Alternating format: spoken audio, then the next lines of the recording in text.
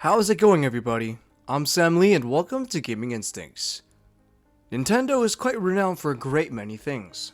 Timeless masterpiece games, gimmick-laden gaming consoles, and cease and desists. Among these crowning achievements, Nintendo has tended to stray from industry norms and expectations in the gaming console hardware space. Even in the advent of 4K resolution, 120fps displays, ray tracing, and other technological feats, Nintendo remains firmly entrenched to the beat of its own drum, refusing to budge or give in despite pressure from the industry. Why does it do this? Why does Nintendo stubbornly refuse to get with the times and instead continue to behave like some would say a senile old man? Is it wrong in doing so? Since when did Nintendo adopt this policy and reputation? And most importantly, what bearing do these statements have regarding Nintendo's future console? To get to the bottom of this, our story begins more than 2 decades in the past, during the end of the 4th generation of home consoles and the rise of the 5th. The 5th generation is renowned for its dynamic transformation of the gaming landscape. Prior to its advent, 3D polygons and graphics were hardly the institution they would become, and most gaming presentations were limited to 16 bits and sprites.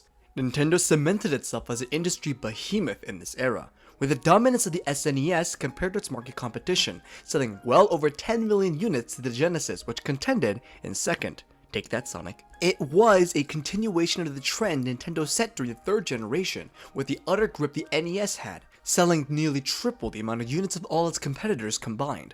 Though not as numerically dominant in the 4th generation, Nintendo and its SNES machine carved its name into the industry as nigh unbeatable, bolstered by its fantastic lineup of first-party titles and franchises, something it still boasts to this very day. With the coming of the 5th generation and its technological advancements over the 4th, Nintendo seemed poised to sweep in and seat itself at the top once again. On paper, it looked like Nintendo had all the right cards in its hands. A project shrouded in utter secrecy that boasted leading microprocessing power on the level of supercomputers as stated in the press release, fast load speeds, and cutting-edge graphics that would blow all of Nintendo's previous games out of the water. Project Reality, as it was called, would eventually mature into the widely recognizable and beloved Nintendo 64, Nintendo's repartee to the 5th generation of home consoles, released in 1996. However, it could not replicate the same staggering success and dominance Nintendo once had on the home console market. It sold respectably, shipping nearly 33 million units worldwide, but that was less than 1/3 of the sales compared to a new console that infiltrated and quickly dominated the hardware space. And to add insult to injury, it was a monster that Nintendo had a hand in creating. Enter Sony's PlayStation. Prior to the 5th generation, Sony did not have a foothold in the console market. What it did have though was a joint venture with Nintendo, being approached by the gaming giant in 1988 to develop a potential CD-ROM add-on to the SNES. Under this contract, Sony would develop the ill-fated SNES CD prototype, a hybrid console produced by both companies that could play standard SNES cartridges and the newly minted Super Disc format, a platform designed for the prototype console.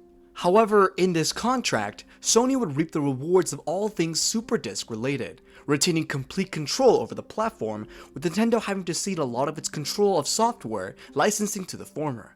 On top of this, Sony was the sole producer of the SNES's audio chip, the SSMP, which required developers to pay the expensive development tool if they wanted to properly use the platform. Seeing the immense amount of leverage Sony had in this contract and the creation of a dangerous competitor in the market it was a king of, Nintendo signed a deal with Philips in 1991, Sony's CD market competitor. It was a twofold decision that retained its sole grip on its software and, potentially, cut Sony out of the picture. Though Nintendo claimed it was a decision made from a technical standpoint by engineers, the writing was on the wall. Nintendo betrayed Sony. The SNES CD was quickly canned, and Sony officially severed its working relationship with Nintendo in 1992. It would then go on to produce its own console, despite lacking the same in-house expertise of its peers. However, Sony was savvy enough to look at the failures among its gaming console competition, like the underwhelming sales and support of the Atari Jaguar and the 3DO, to gauge what it needed for a new contender to establish a name for itself. Because it lacked any first-party developers, Sony would need to find competent third-party game developers to begin work on its gaming library. Through a series of many negotiations, Sony would eventually find that support in KONAMI, Namco, and over 250 other development teams. On top of this, Sony would go forward with the CD-ROM format it originally worked on for the SNES CD instead of the cartridges consoles traditionally used at the time.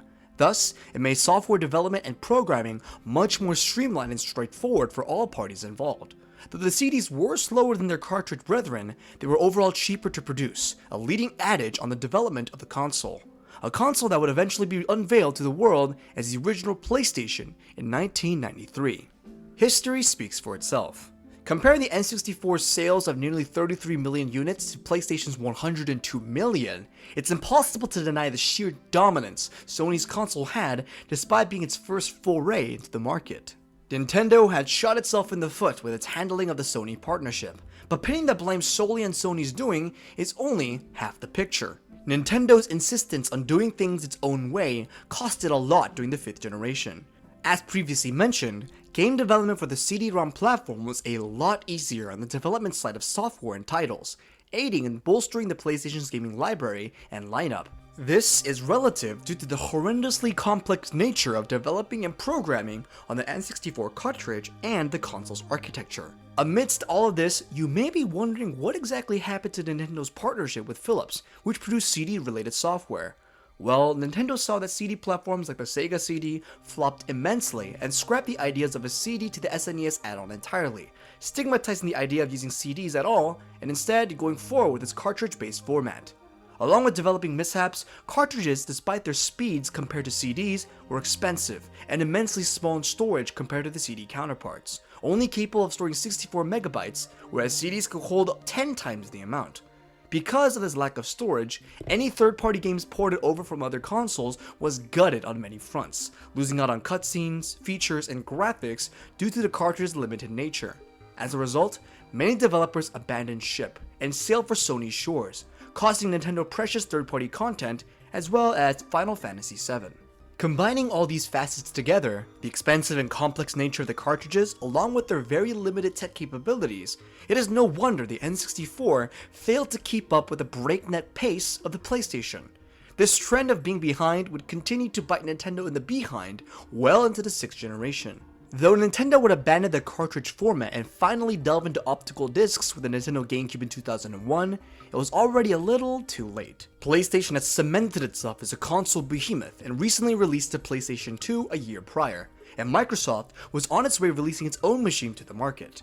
Combine that with a subpar launch and it's already stewing a recipe for disaster. And even in the face of such stiff competition, there were still some things Nintendo refused to adapt to. Unlike the CD and DVD discs of PlayStation and Xbox, Nintendo used the mini DVD format, a proprietary platform unique to the GameCube, which touted staggeringly small storage of 1.8 gigabytes to the 8 gigabytes offered by the former consoles. If that wasn't bad enough, the GameCube was criticized for how it looked physically. People criticized Nintendo's box for looking too childish and toyish compared to its competition, which may have led gamers to overlook Nintendo's console and flock to the PlayStation 2 and Xbox.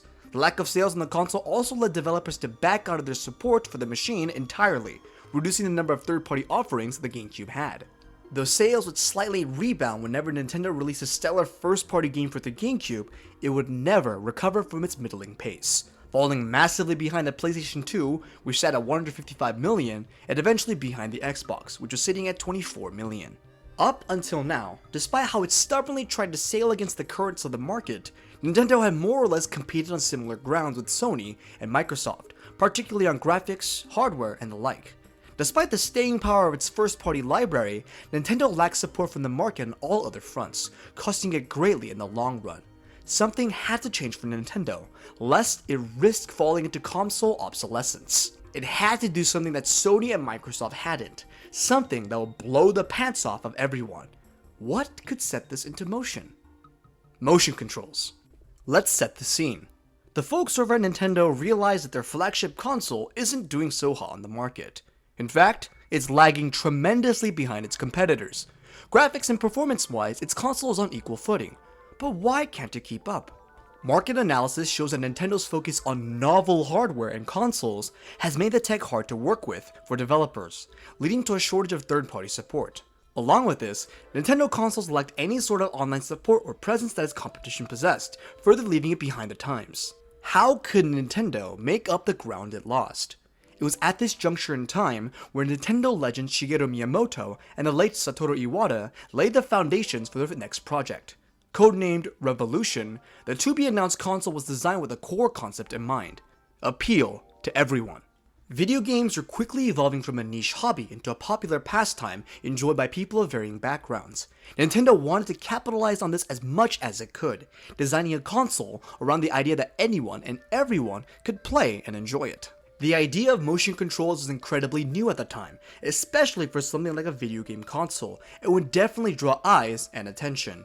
It was pushing the boundaries of what was considered video gaming in an unseen and untested way, encompassing the blue ocean strategy Nintendo was spearheading their console with.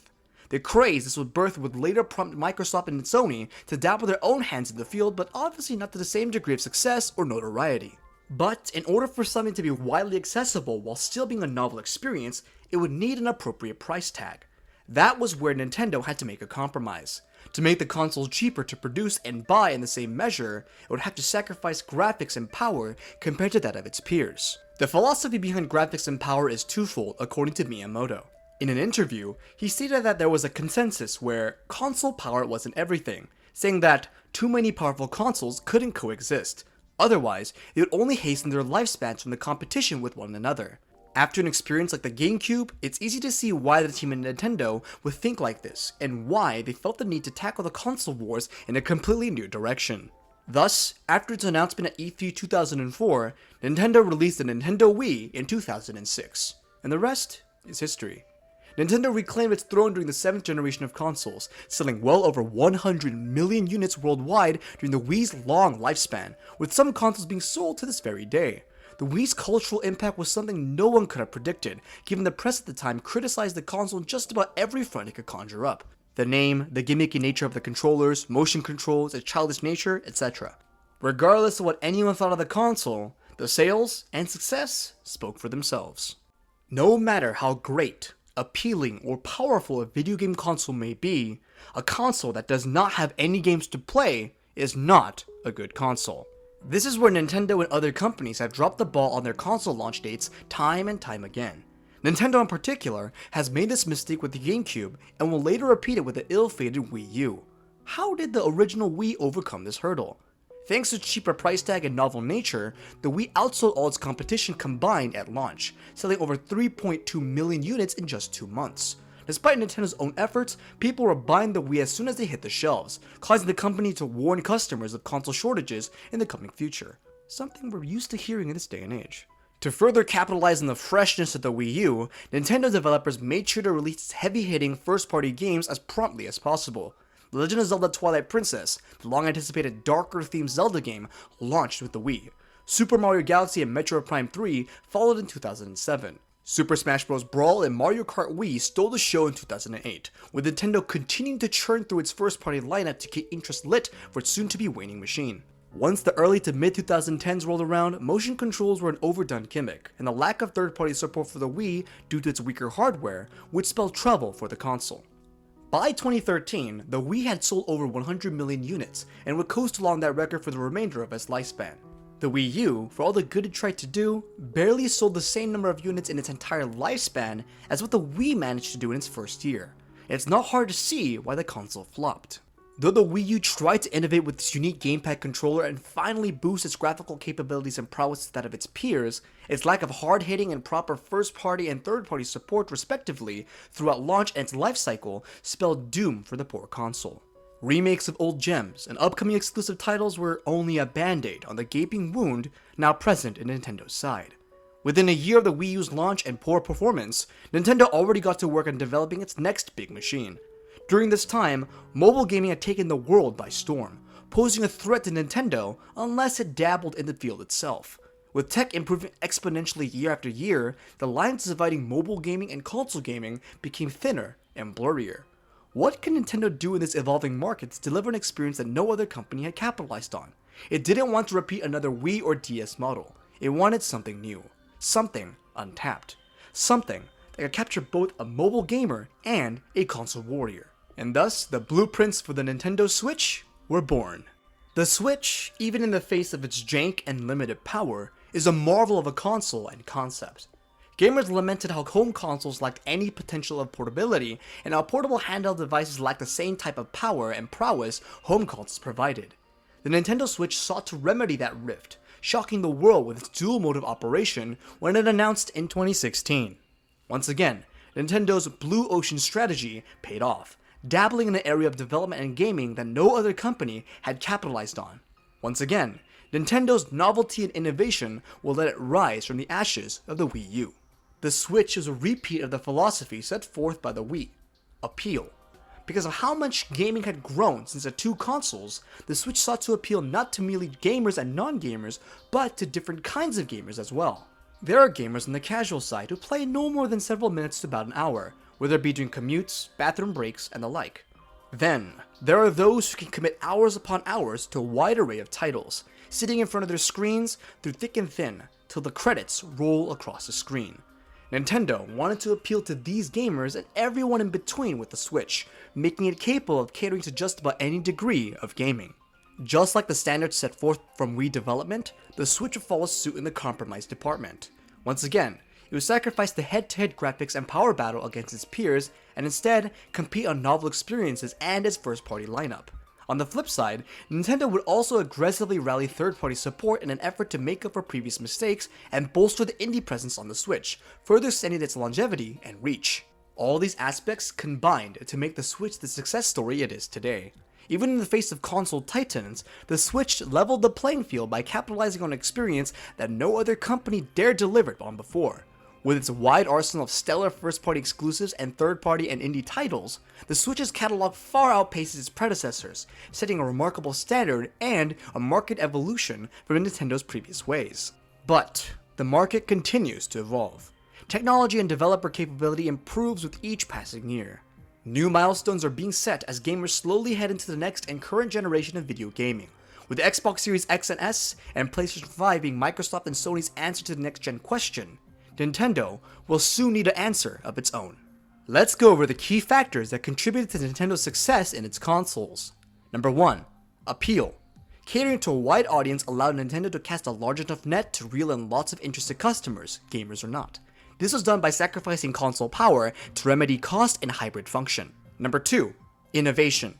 Nintendo delivered an experience that no other game company had capitalized on before, permitting them a monopoly on said experience. Number 3. First-party heavy hitters. Nintendo consoles that launched with or had soon released titles belonging to its pantheon of first-party legends contributed greatly to the console's sales.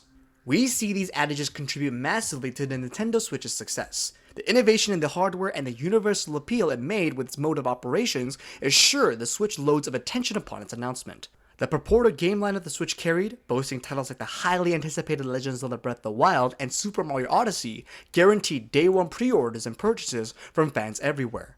Promised future releases like the then not released Animal Crossing game further contributed to this. All these individual ingredients lined up to serve the perfect console cocktail. Not perfect in the tech sense, but in opportunity. Had Nintendo faltered on any of these instances, the Switch may not have been regarded with the same cultural relevance it has today. So, what do we have to work with? Number 1, we know a highly anticipated Zelda title is on its way soon, and it's been some time since the last 3D Mario game. 2, we've heard rumors of certain Switch game developers receiving 4K development kits despite the console unable to support said resolution. Number 3, the Switch is soon to head into its 5th year of service, which is around the time Nintendo usually announces a new follow-up console. There is definitely a new Nintendo console on the way, that much is sure. The question is merely when. Nintendo would definitely time the launch of this new machine to align with factors like first-party games to ensure a successful launch at least. The company will also want to release a console that innovates a new idea or experience or improves the foundation of one. Though the Switch Lite and OLED were different variations, with the latter being a slight improvement of the original, these two consoles aren't even considered Nintendo's answer to its next-gen woes. None of Nintendo's current machines can compete head-to-head with anything Sony or Microsoft has on the market, and Nintendo has long since established that it doesn't want to compete head-on, hence the Blue Ocean approach. If this remains true, then Nintendo will most likely not relinquish the Switch setup, solely due to how untapped the current mobile/home console market situation still is, thus keeping the Switch model for the coming generation. How it's going to go about improving the console to keep up with its competition is a point worth considering though. Gamers worldwide have been clamoring for improved resolutions, performance, and graphics when it regards to everything next-gen. Nintendo is no exception. Though decent, the Switch's current level of presentation, handheld and docked, will be left in the dust in the coming years. Nintendo eventually must make the graphical jump on either or both modes of operation to have a fighting chance when the 9th generation of consoles is in full swing, because a wide majority of titles released now are still cross-gen. The Switch OLED did try to improve the handheld experience, but left much to be desired on the dock front. Nintendo's next console should keep the Switch model of operation, but try to deliver the same experience at a much higher and powerful capacity. Hybrid console gaming is still very much in its infancy, with Nintendo basically owning the sole monopoly on the market. Why fix what isn't broken? If a souped-up, improved version of the Switch hits the market, boasting a solid library of exclusive titles at launch, it will definitely make waves, keeping the Switch as a console and idea from going obsolete. The call of the next generation is already here. Nintendo will reply sooner or later. But for our sake and Nintendo's, let's hope it's the former. And this has been Gaming Instincts. To see more content and videos like this in the future, make sure to subscribe. Thanks for watching. This has been Sam Lee, and until next time.